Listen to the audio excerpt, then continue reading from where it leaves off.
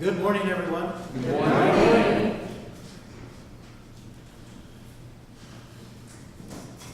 Why are we here? It's a question I think a lot of people do not ask themselves. But if you do, then you're going to start wondering why. What's this all about? One of the possibilities is that we're here to grow and to learn. When you're a kid, your thoughts are pretty much along the lines of that awareness. You grew out of your childhood, and you may still carry over some things, but very seldom do you ever think of this life coming to an end. Unless, of course, you happen to be put in a position where you're with people who are close to dying. Hospice work, hospital work, and we're not talking about only old people, because one of the things that's for sure is you're never too young to die. So with that in mind, you reach that place and then you start considering, well, all right, there's a good chance I could die, and really soon. And how am I living my life? Do I feel good about what I'm living, or do I have these other energies come forward to me that reveal themselves as regrets? And regrets are simply a way of looking at yourself and saying, could I have done this better? Could I be doing this better? And I know it's not an easy subject to bring to your attention, but the fact of the matter is, none of us gets out of this alive. We all drop our bodies in that respect. So far as being eternal beings, yeah, all right. But when it comes to the termination of this incarnation, that's another thing entirely. Many people who have expressed themselves in where they are and how they feel about how they have lived their lives, and coming up with regrets, say, you know, I wish I'd have been more expressive in my love for the people that really matter to me.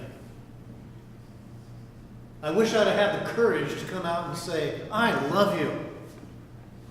I wish I'd have been able to embrace them more often. I wish that I'd have had the sense about me to say, all right, I'm away. I'll write you a letter. I'll call you up. I'll let you know. You matter to me. I love you.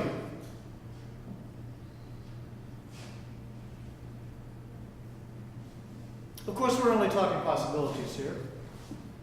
No pressure. You can go ahead and be self-absorbed and justify your absorption in yourself. And say, hey, you know what? Doesn't matter.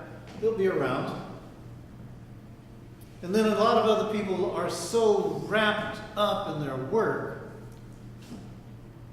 that they lose sight of the fact, especially if they have family and they have children, that they're living their life at work takes away from their living their life at home.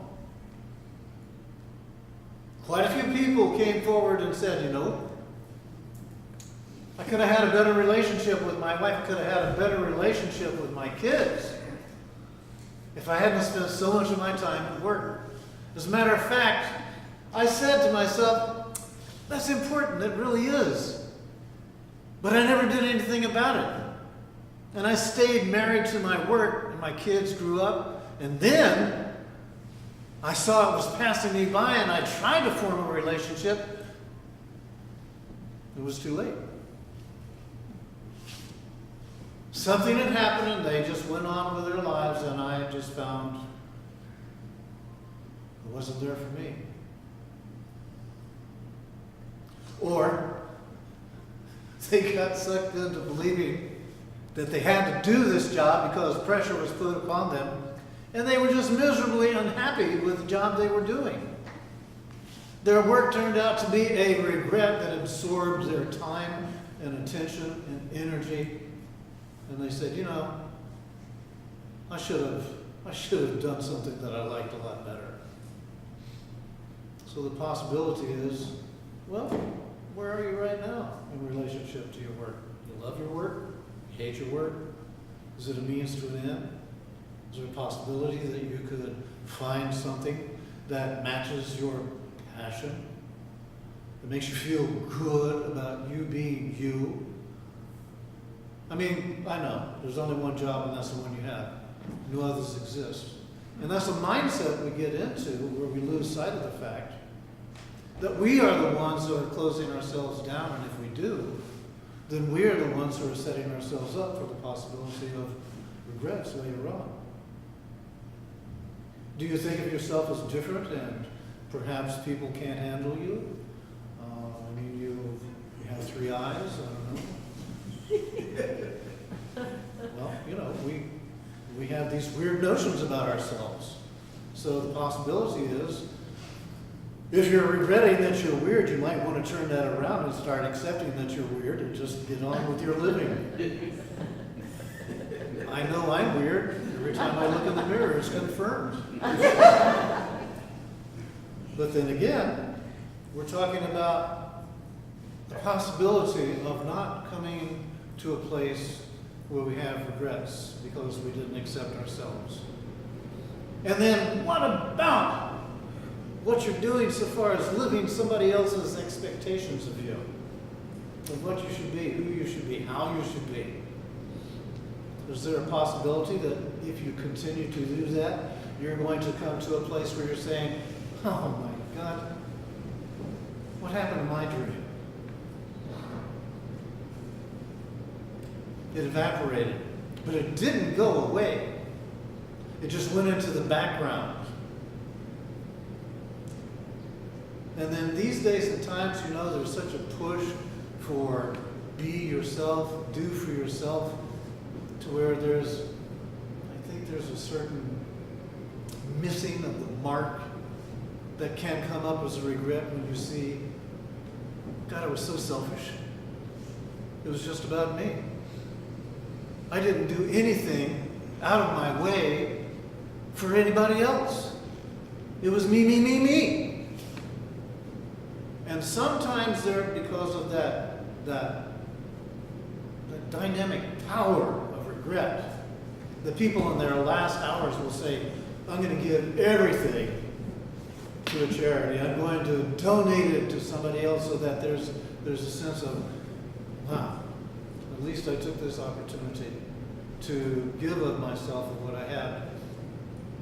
Well, I know there's a possibility that you could die before this lecture is over. But the probability is you're still going to be here. So this message could have some meaning to you if you decide to have meaning for yourself and share your meaningfulness with someone else. You might see how good it makes you feel about you being you. And then let's get to a bucket list, shall we? Everybody knows what I'm talking about? Yes. Okay, keep the bucket. Okay, this is the bucket list. Do the things that you haven't done, that you've been afraid to do, haven't had the time to do, and needed a little push in order to do. A lot of people had regrets because they were too afraid to take risks and do things that they wanted to do but were afraid to do. One man in particular comes to my mind. Here he was missing a leg, found out that he was terminally ill, and said, you know what, I've wasted enough time here. I'm going to do the one thing that I've always wanted to do but I've been afraid to do. So he got himself suited up, got up in an airplane, and at 15,000 feet he jumped out of the airplane. He survived and felt so much better for taking the risk of going ahead and doing what he had been afraid to do. And this just stimulated him to go ahead and start doing more. I have no idea what he was going to do next, but the first thing was pretty startling. Got his attention.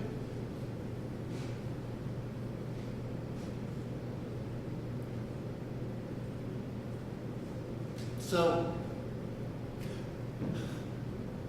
do the things that result in you being happy,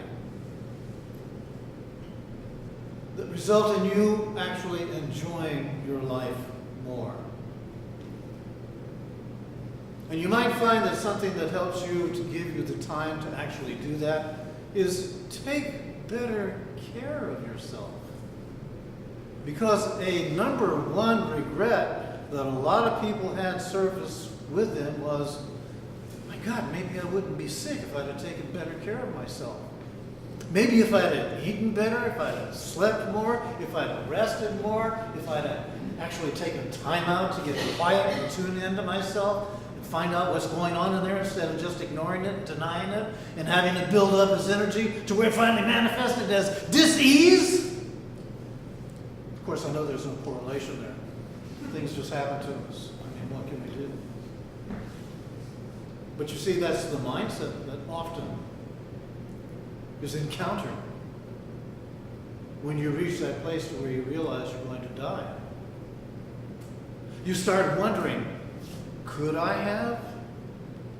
Is there a possibility if I'd have done something differently? Take better care of my physical body? After all, it is the one, the only one that I've got right now. Would it have made a difference? So, well, here you are. Will it make a difference? Or do you want to keep smoking, keep drinking, keep snorting, keep shooting? Keep doing all the things that you do to run away from yourself, and all the while it's impacting your physical vehicle of expression.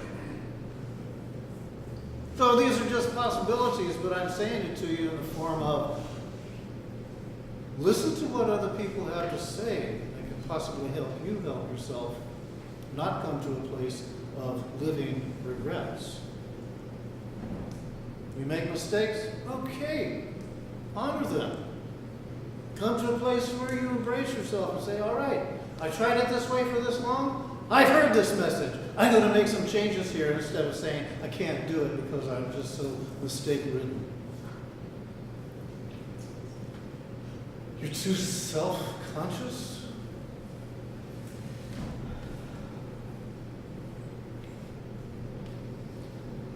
When you go home and it's just about bedtime, and you usually go into the bathroom about then, there's probably a mirror in there. Go and start dancing in front of that mirror. Get rid of your self-consciousness. It's an impediment to you being you. And so far as your relationship to others and why you do the things that you do, stop looking for self-praise. Stop looking for praise from others.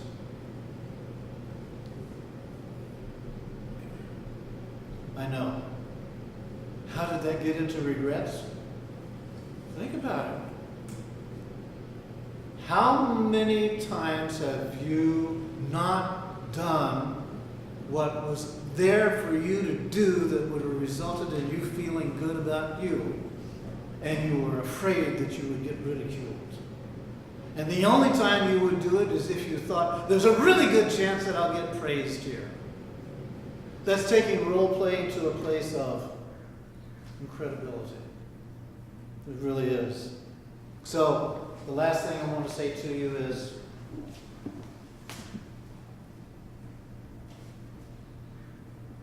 one of the most powerful things that has helped me help myself in my life is getting to the place to where I genuinely embrace gratitude.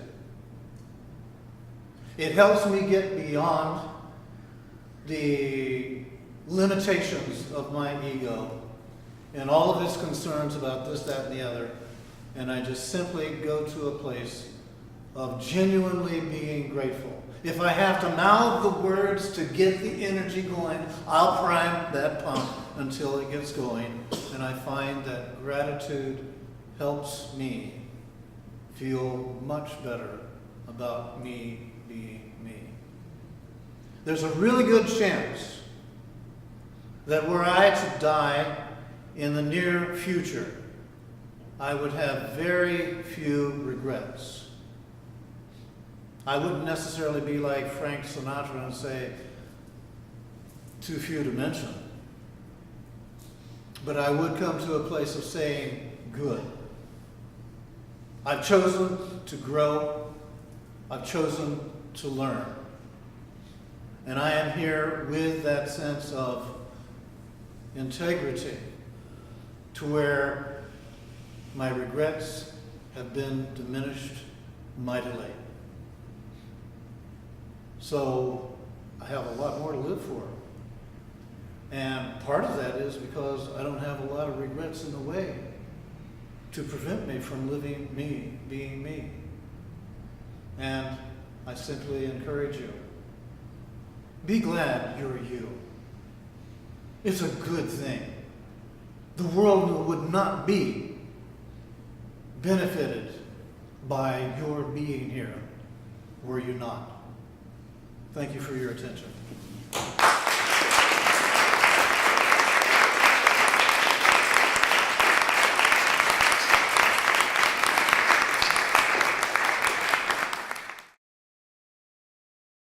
For more information about the Metaphysical Church of Enlightenment or the Rodin Foundation, please go to our website at www.rodin.org. If you have been inspired by the revelations shared in these podcasts, please donate to the Rodin Foundation's ongoing efforts to help others help themselves at www.rodin.org/donate.